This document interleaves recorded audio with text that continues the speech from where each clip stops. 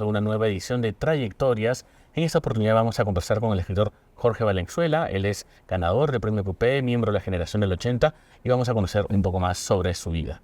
Hola Jorge, muchas gracias por estar en esta entrevista. Gracias por la invitación, Daniel. Encantado de conversar contigo. Estamos muy a gusto de que estés acá para conversar justamente de tu trayectoria, que empieza ¿cómo? ¿Cómo te empiezas a vincular con las letras? ¿Cuándo recuerdas que ha sido tu primera experiencia con la literatura? Bueno, creo que desde muy joven, ya digamos desde el colegio, mi relación con la literatura era bastante intensa, ¿no? Por cuestiones de índole familiar habían muchos libros en mi casa. Mi padre era un editor de libros de derecho, así que los libros no faltaban, ¿no? Y mi padre también era lector de novelas. Y recuerdo que empecé a leer, creo que a los 12, 13 años, en una novela La Casa Verde, que era una novela que tenía como mucho, un halo misterioso y prohibido, ¿no? Y claro, creo que como todo adolescente llega a la literatura por curiosidad, ese fue también mi caso, ¿no? Entonces creo que desde ese momento ya me convertí en un lector. ¿Cómo paso a escribir, digamos, Uno cruza ¿no? el puente, ¿no? Claro.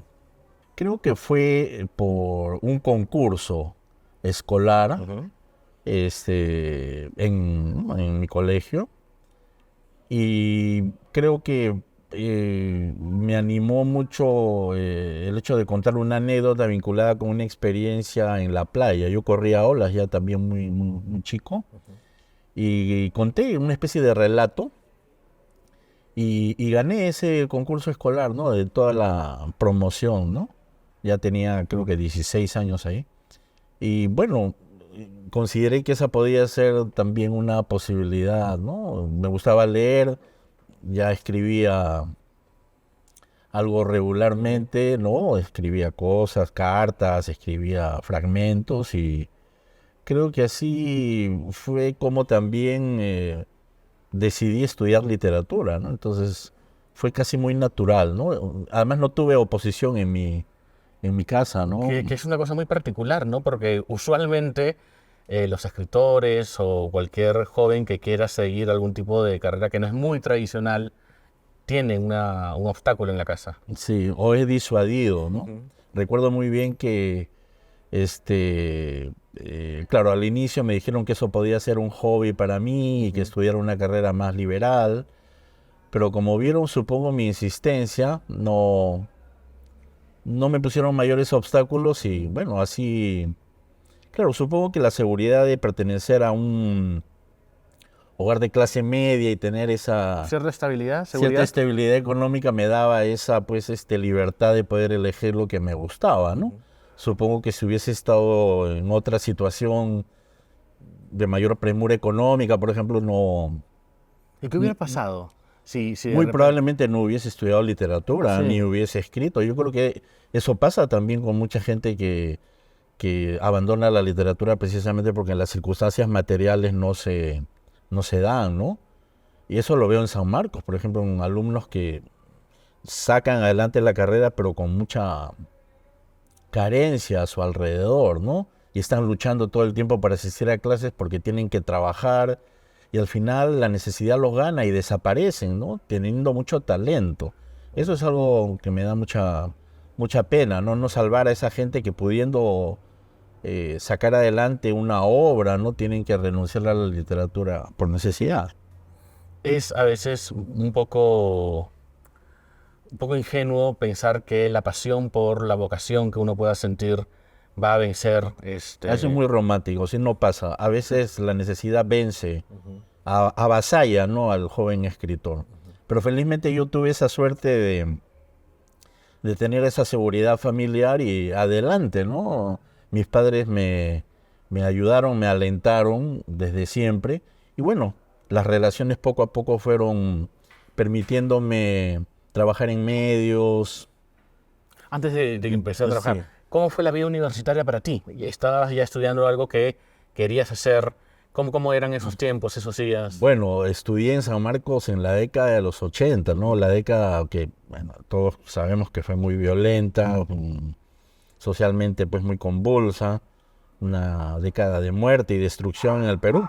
Bueno, esa década fue para mí y para mi generación muy aleccionadora respecto de lo que en realidad era el Perú, ¿no? En esos años, en San Marcos, se vivía muy intensamente la lucha política, ¿no? Y ahí creo que todos los de mi generación comprendimos que el proyecto criollo blanco, ¿no?, que había venido implementándose en el Perú, ¿no?, había llegado a su fin, ¿no?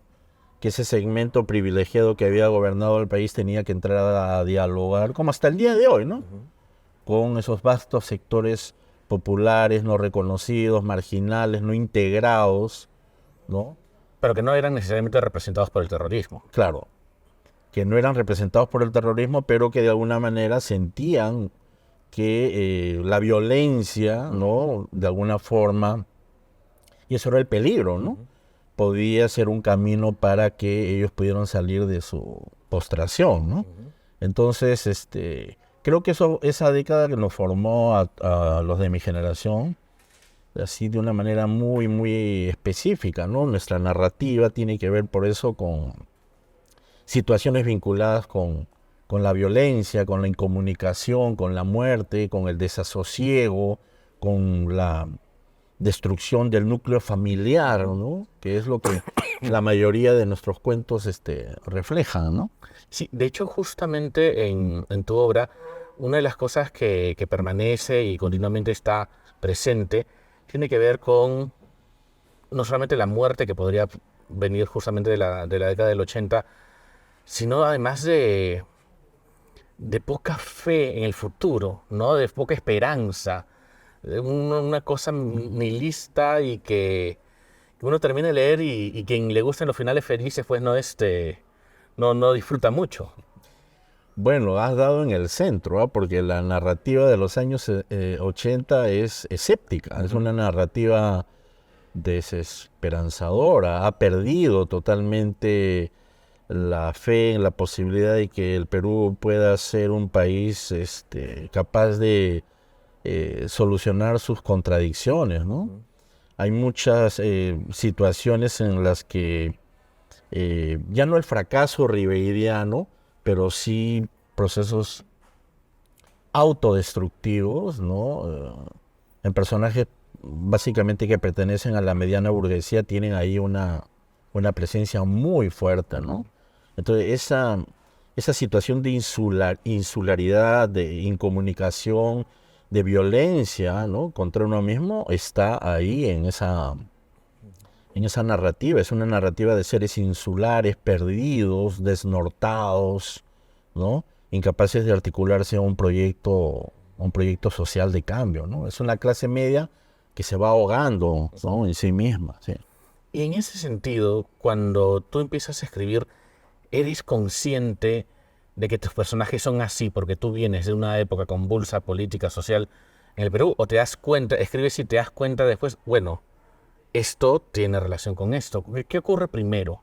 Yo creo que siempre hay un nivel de conciencia respecto de lo que uno quiere escribir. No hay escritor ingenuo, ¿ah? Eso no pasa en literatura.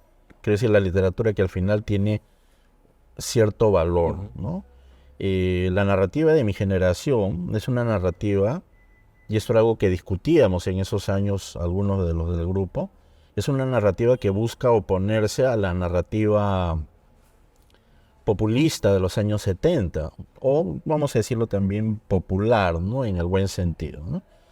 Es una narrativa que ya abandona las miradas colectivistas, ¿no?, o que privilegian el enfoque de sectores populares, o que buscan en lo popular, ¿no?, las respuestas a una posible integración del país. Nuestra narrativa vuelve al sujeto, vuelve a las profundidades del inconsciente, al análisis de destinos absolutamente marginales, pero individualizados, ¿no? Es como una vuelta a esa mirada introspectiva que busca encontrar en el sujeto y no en la colectividad las huellas precisamente de la violencia y de la destrucción, ¿no? Entonces, esa es una elección, no es algo que nos sobreviene y que simplemente no escribimos, sino es algo que creo que fue una elección muy consciente de mi generación y de mi narrativa con respecto a que, primero, no queríamos escribir como los de la generación anterior, y segundo, porque creíamos firmemente que en esa mirada interiorista, minimalista, carveriana, ¿no es cierto?, podíamos, digamos, mirar con nuevos ojos la situación social, ¿no?, desde el individuo. Jorge, ¿y sientes que ha cambiado tu metodología de trabajo al momento de escribir? Cuando estabas en la universidad escribías de una manera y ahora escribes de otra. Me refiero a la forma de escribir, de trabajar. Material. Sí. Bueno, creo que al inicio podía escribir en cualquier parte. Podía escribir en un café, podía escribir hasta en el bus, si es que tenía la necesidad. Ahora, no.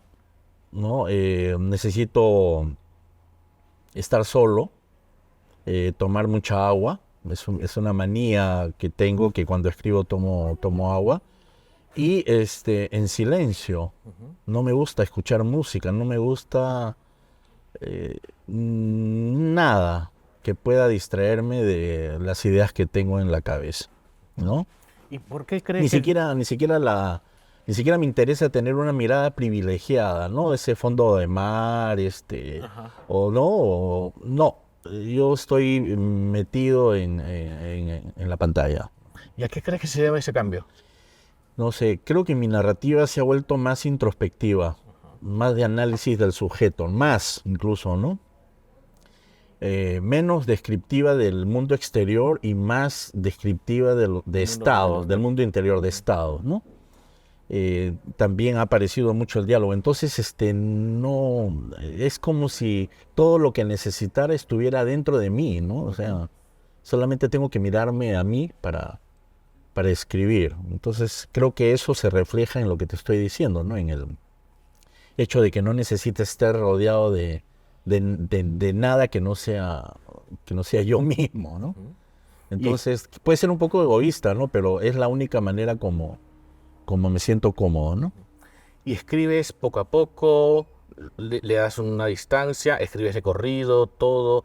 ¿Cómo haces al momento? El otro día leyendo una entrevista que le hicieron a Mariana Enríquez decía que comenzaba un cuento y que no lo dejaba hasta que lo terminaba, ¿no? Bueno, entendí que era, digamos, esa era la razón por lo que era tan prolífica, ¿no? Yo escribo de la manera más contraria. A mí me salen las palabras muy lentamente.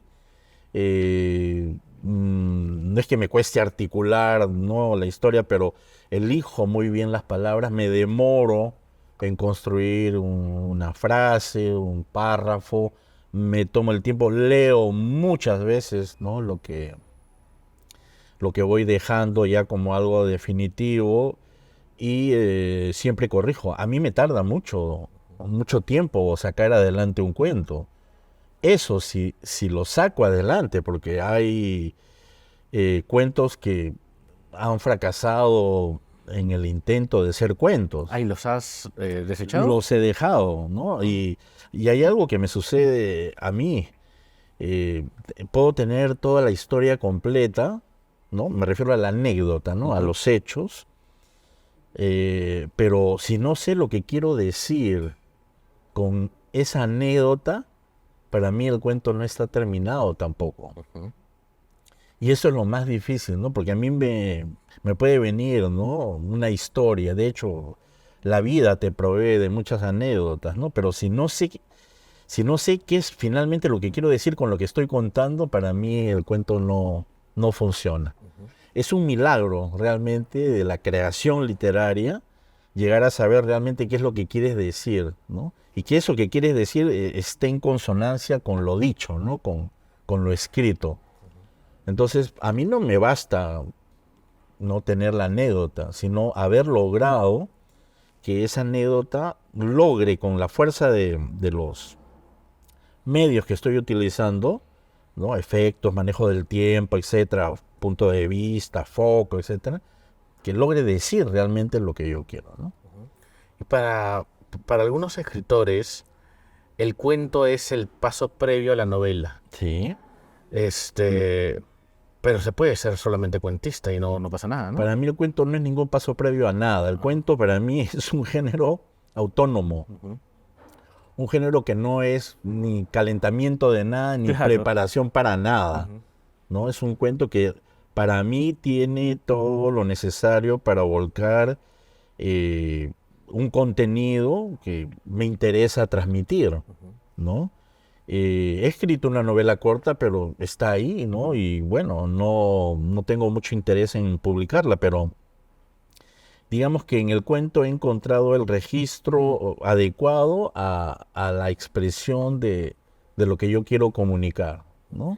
¿Y En el cuento encuentro esa potencia, esa fuerza, esa intensidad, ¿no? expresiva que me interesa.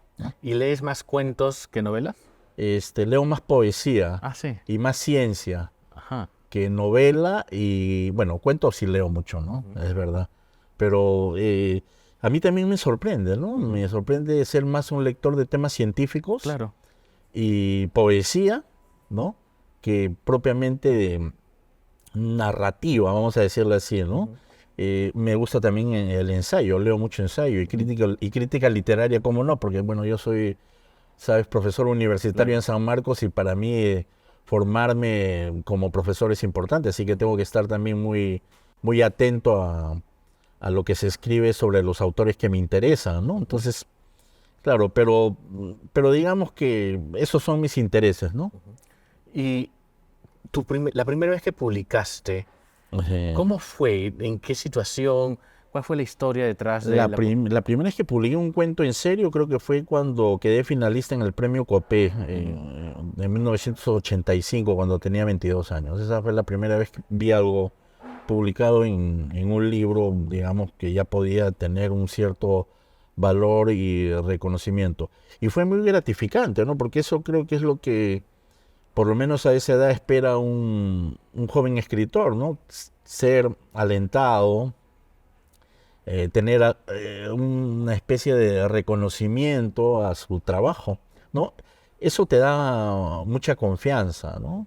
Luego ya a los 26 años publiqué mi primer libro.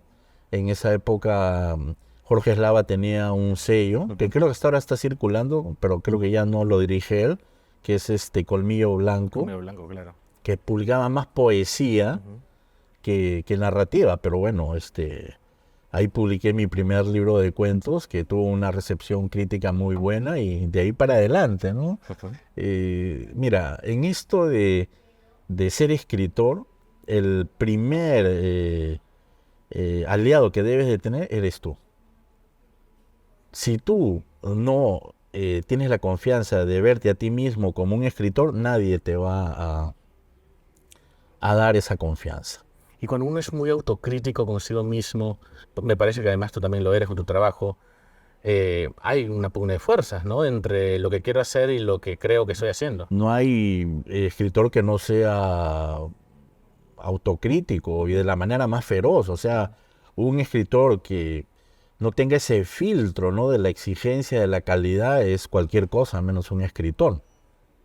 ¿Cómo se concilia el deseo de publicar y el celo autocrítico? Bueno, llega un momento, creo que a todos los escritores nos pasa, en el que ya creo que percibes, ¿no?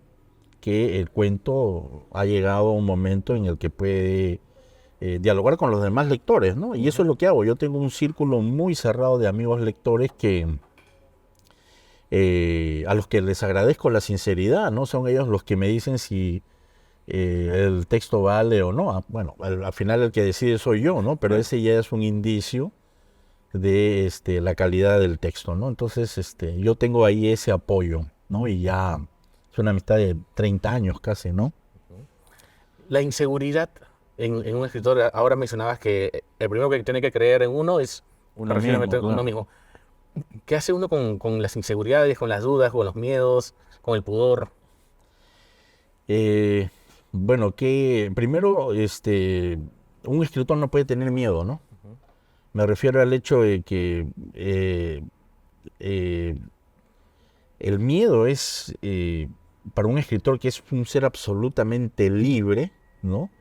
Es como eh, una condena, ¿no? O sea, no puede haber un escritor que tenga miedo, porque lo que hace un escritor precisamente es expresar con absoluta libertad aquello en lo que cree, ¿no? Entonces, yo creo que eso se siente, ¿no? En una escritura que no es honesta, ¿no? Una escritura que no es, no voy a utilizar la palabra auténtica, pero sí una escritura que no responde verdaderamente a las necesidades expresivas del escritor, ¿no? Ujú. Y ahí pueden intervenir la moda, digamos, ciertas orientaciones inducidas por el mercado, ¿no? Entonces yo creo que el escritor tiene que liberarse de todo eso y escribir realmente lo que lo toca, lo que lo conmueve, lo que lo hace ser precisamente un escritor, que es un ser libre, ¿no? Entonces el miedo paraliza, ¿no? El miedo inmoviliza, el miedo mata, literalmente, ¿ah? Y literariamente. Y literariamente. Entonces, no, el miedo no, ¿no? Jorge, además de escritor, formas escritores.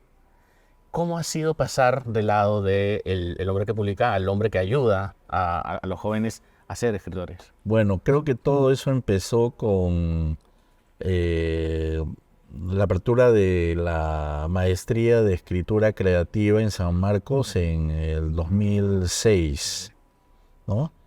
Eh, en ese año, creo que San Marcos innovó, ¿no? Lo que era eh, el universo de la escritura creativa, ofreciendo precisamente una maestría, un grado académico, a todas aquellas personas que, digamos, que ya tenían el grado académico de bachiller, pero que no querían realizar una maestría en literatura o en otra disciplina, ¿no? Ujú. Sino en lo que a ellos les gustaba, porque eran escritores o potencialmente escritores, ¿no? Entonces se abrió esta maestría de escritura creativa y a los profesores del departamento de literatura que éramos escritores o teníamos el perfil de escritores, se nos convocó para trabajar en esa maestría. Ahora, ¿cuál es el antecedente? Yo desde 1998, cuando 2 años después de ingresar a la docencia en San Marcos, ingresé a trabajar en el departamento de literatura y me hice cargo del taller de narración del pregrado. O sea que yo desde 1998 hago el taller de narrativa. He trabajado con Antonio Galvez Ronceros, he trabajado con Augusto Giga, he trabajado con Carmen Ollé, con Antonio González Montes. Bueno, ahora estoy trabajando solo, pero bueno, ya casi 25 años formando escritores Ujú. jóvenes, ¿no? Así que lo de la maestría ya fue pues una confirmación de mi, digamos, calidad de formador a través de mi perfil profesional de escritor, ¿no? Ahora, creo que la experiencia de formar escritores es invaluable, ¿no? Es una experiencia maravillosa, o sea, yo siempre le digo a los jóvenes, ¿no? Yo no puedo enseñarte a sufrir, yo no puedo enseñarte a identificarte con, como decía Fitzgerald, ¿no? Con los objetos de tu horror o de tu compasión. Eso no lo enseño. Yo no soy un artesano de tu corazón. Lo que sí puedo enseñarte es a darle forma a esos sentimientos, ¿no? Yo no te puedo enseñar a ser sensible, Ujú. ¿no? Eso ya depende de un trabajo personal, eso no se hace en un taller de narrativa. Entonces lo que yo hago precisamente, lo que siempre he hecho es, creo que es lo que hacen todos los talleres, ¿no? Mostrarle al joven escritor las posibilidades que tiene respecto de un repertorio técnico, ¿no? Eh, que debe manejar, ¿no? Y que debe saber controlar si quiere contar una historia, ¿no? Entonces, eso es lo que yo hago, ¿no? Se establece un diálogo creativo con el escritor, se trabajan cuestiones vinculadas con el tiempo, con el espacio, con la focalización, con el punto de vista, con el marco narrativo, cómo creas, cómo finges, ¿no? Esta construcción de la realidad a través de las palabras y cómo se administra la información narrativa dentro de ese mundo. Entonces, yo les digo siempre, ¿no? Todos sufrimos, todos tenemos una desilusión, sufrimos un engaño, todos, pero no todos tienen un conocimiento de lo que pues, es un narrador omnisciente, ni un narrador ¿no? En primera persona, ¿no? O un foco, o una focalización interna o mixta, esas cosas no, pues no las sabe la gente que no se dedica o que no estudia. Entonces, para mí es muy gratificante ver cómo estos jóvenes van, ¿no? Trabajando sus contenidos y van obteniendo reconocimientos, ¿no? Es como si yo me sintiera parte también de su éxito. Eso para mí es muy, muy hermoso, ¿no? Muy gratificante, ¿no? ¿Sientes que tienes un libro favorito tuyo, que tú hayas escrito, uno de especial para ti? De ficción. Claro. De ficción. El libro que más me gusta creo que es Juegos Secretos, que publiqué en el 2011. Es un libro de cuentos policiales, ¿no? Son historias que tienen que ver con historias, obviamente, que ponen en marcha el funcionamiento de una investigación, de una encuesta, digamos, ¿no? A partir de la cual se va a determinar cuál fue el móvil, la motivación y quién fue el autor de ese crimen, que es la estructura básica, ¿no es cierto?, de un relato policial. Entonces, me gusta porque es el libro más unitario, más articulado, más de género, ¿no? Pero claro, rompiendo con algunos principios clásicos, ¿no? del relato policial. Por ejemplo, hay un cuento en el que me interesa mucho que el criminal cuente la historia, por ejemplo, ¿no? O que nunca se llegue a determinar las razones que llevaron a un criminal a cometer su crimen, ¿no? O sea, cuestiono algunos principios que hacen del género precisamente eso, ¿no? Un formato ya establecido, ¿no? Ese es el libro que me gusta más, que me salió más redondo, ¿no? Más unitario, ¿no? Claro. Si miras hacia atrás en el tiempo y examinas tu trayectoria, tu carrera, ¿quitarías, sumarías algo? ¿Añadirías, restarías? No. Yo soy de los escritores que no se arrepiente de haber publicado algo, porque todo lo que publico lo publico con mucha seguridad. Trato, ¿no?, al máximo de tener la seguridad de que aquello que estoy publicando tiene un valor, ¿no? ¿Qué quitaría? ¿Qué aumentaría? Bueno, quizá debería haber publicado un poco más de libros de ficción, pero como mi ritmo, como ya ha quedado establecido en la entrevista, es un poco lento, ¿no? Tampoco voy a forzarme a producir más cuentos si es que no es mi forma de producirlos, ¿no? O sea, yo tengo un ritmo, yo tengo una manera de escribir a la que no voy a renunciar porque es la manera en la que me siento seguro, ¿no? Eso con respecto a mi modus operandi, digamos, ¿no? No obstante, si me hubiese gustado, pues, ya tengo 7 libros de cuentos publicados, ahí ya voy sacando adelante otro, ¿no? Pero bueno, tampoco la cantidad tiene que ver mucho con el mérito de un escritor, sino el valor ¿no? Si no pensemos en Rulfo, ¿no? Tiene 2 libros y miren el reconocimiento y el valor que tiene su obra, ¿no? Así que yo estoy satisfecho con lo que he escrito hasta ahora. Ahora en abril sale mi último libro de ensayos sobre Franz Kafka. El ganador del premio Copé. Que ganó el premio Copesi el año pasado. Así que bueno, creo que no puedo quejarme en un buen momento, ¿no? Me siento muy, muy estimulado, muy reconocido, ¿no? Y nada, ¿no? Todos los días es una entrega pues, a la literatura, ¿no? Todos los días sentarse a escribir para mí es un milagro, es lo más hermoso que me puede haber pasado a mí, ¿no? Hacer lo que me gusta, ¿no? Y disfrutarlo, ¿no? Fantástico. Y vivir de eso, ¿no? Muchas gracias, Jorge, por la entrevista. Nada, Daniel, te agradezco a ti y a todo el equipo por esta paciencia y nada, nos veremos en otra oportunidad. De todas maneras. Muchas gracias por conectarse y ver esta entrevista. Esperamos que puedan continuar conectándose y viendo las siguientes trayectorias. Gracias a UPC Cultural.